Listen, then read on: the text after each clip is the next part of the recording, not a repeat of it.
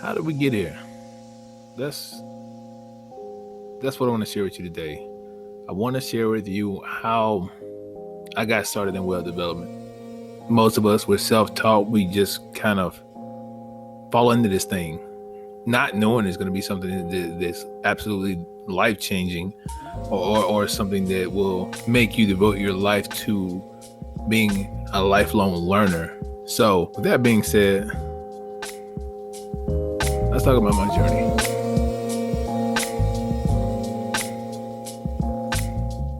So welcome, folks. Welcome back. Kevthedev00. Let's go. So how did I get started? This, like most, we just kind of fell into this thing, right? Not knowing this was going to be that amazing, right?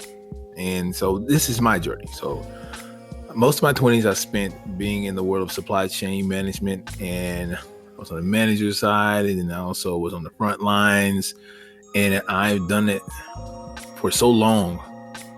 In supply chain, I felt like that was my passion, but honestly, from day one, I honestly fell into the wrong end of this thing. And after that, I just kept going, just going in it. Kind of like what some people do when they make a career choice and they just kind of just fall into it. The money's great, and you just kind of just fall into it and just go into it. You kind of get in a warp.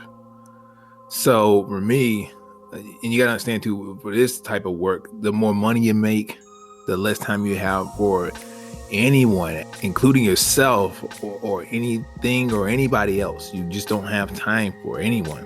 Barely any time to sleep. It was just very crazy. It was hectic. Yeah, just a different world, a different beast.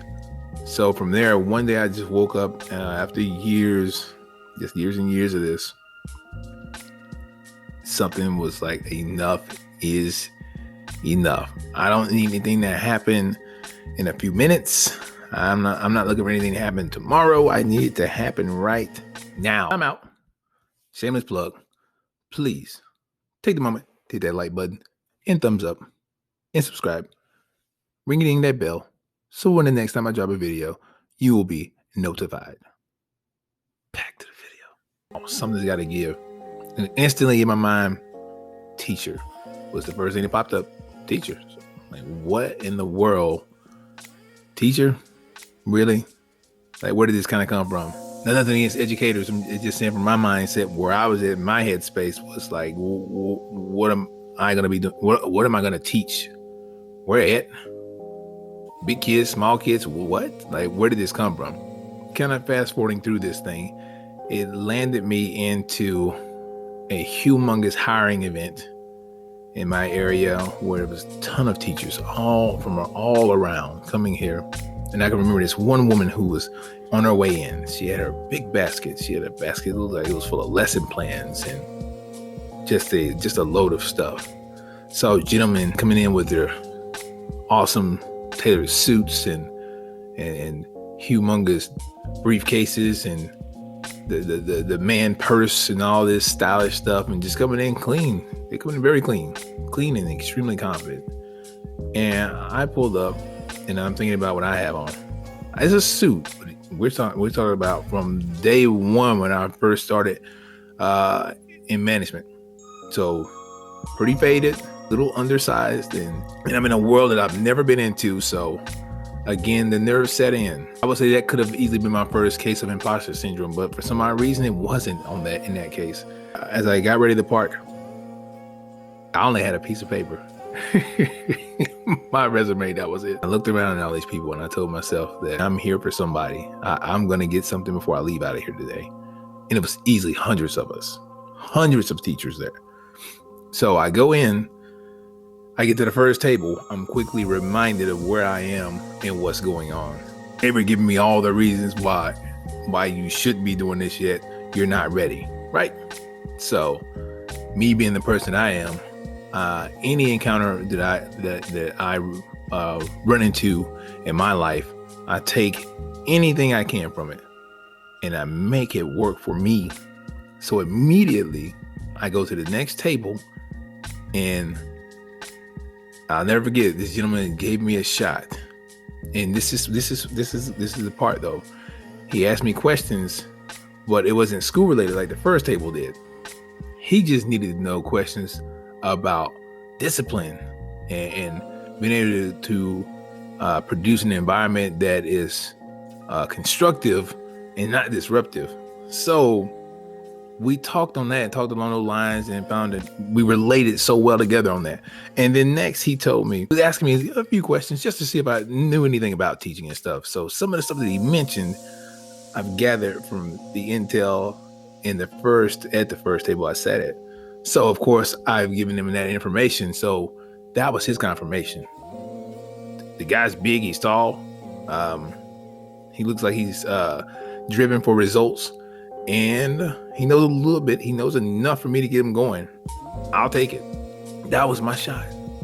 Little did I know I went into a school, into a county, a district where it was middle school. And I was teaching 6th, 7th, and 8th graders. And it was a program that has not started yet. Computer programming class. They did not know where to go with it. They just knew, hey, look, let's play some Minecraft, teach some kids how to code. And, I took it for what it was worth. And for me, I was so out of place. That world is something else. Teenagers are totally different than when I was a teenager. It was absolute madness almost the first entire year. And that Thanksgiving of that first year, I believe it was about 2017, give or take, somewhere around there. Sit down, man. Get serious about this. This whole thing is still brand new to the county. Like, they're giving you free reign on this. Like, figure out what you want this class to be and what can it be for kids. So I sat down and I got serious about it. And that goes back to what I mentioned earlier with you guys about going in, learning some code, W3 schools, going to the Google console and just plugging in, playing with things and instantly seeing results, seeing all these outputs from the stuff that you put in. It was crazy. So it was like, oh my goodness, I think I found it. Days upon days, getting ready before class, coding, middle class, coding, end of the day, coding. I mean, eat, breathe, and sleep in this thing. And it was like, I was so fixed on it, I could not turn the switch off. And it almost led to some serious issues. But really, that's when you know something's your passion, where it's like, it's too hard to stop doing it. You can't even imagine a world without doing it. Right? And that's where I was at. The crazy part about it, though, so now it looked like I built my own little mini digital marketing agency. I would have my 6th graders pumping out the game apps ready to be pushed up to the Google Play Store. I had 7th graders building me landing pages and blog sites. I had the 8th graders building me web applications, doing some little bit of UI UX designing, some prototyping, so they can push it out and present it in front of a team of investors. It was crazy. Like, all the stuff that started coming in my head, and little did I know that I would be doing a combination of kind of all these things when I go into freelancing. But it is absolutely amazing what code taps into you, man. It's mind blowing. It's crazy. A couple of years of teaching, fast track, I finally got to a position where, hey, I was actually making a swing to IT. I had a master's degree in IT network security, and I wanted to do something with it. And nothing really became of it. I did a couple of contract IT gigs, just really some PC tech stuff. Then I realized, like, I think I had to go solo on this thing. More so, my wife talked me into it. Hey, look, to go solo, just go out and freelance, see what happens. I did. It started off absolutely crazy. Chasing people down who doesn't even care about what I do or what I can even bring to their company. Just so I could build a portfolio. To finally landing people who were actually interested in growing their business and allowing for me to provide them that service and to help put their business on the map, or in other cases, just upgrade them from where they were.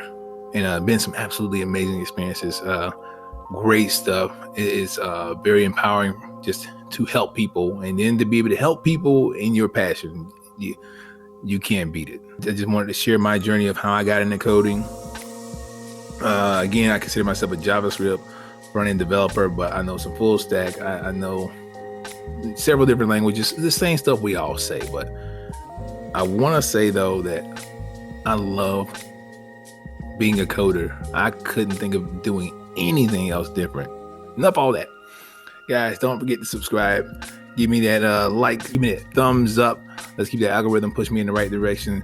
And also, don't forget to ring that bell down there so that you can know when I send out any new videos at any given time. I'm not going to put a schedule out yet because I'm just going to kind of just post here now. I will gain some structure, but I got to honestly get into rotation here. So I'm going to be doing more than usual until I feel comfortable where I can just start setting schedules. But I want to be to do shorter videos. I'm not that long kind of winded person. Honestly, this one's too long.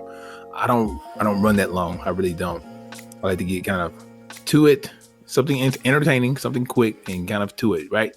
So you can get something from it, just give and go. So enough with that. Kevthedev00. Let's go. Till next time, folks. We out.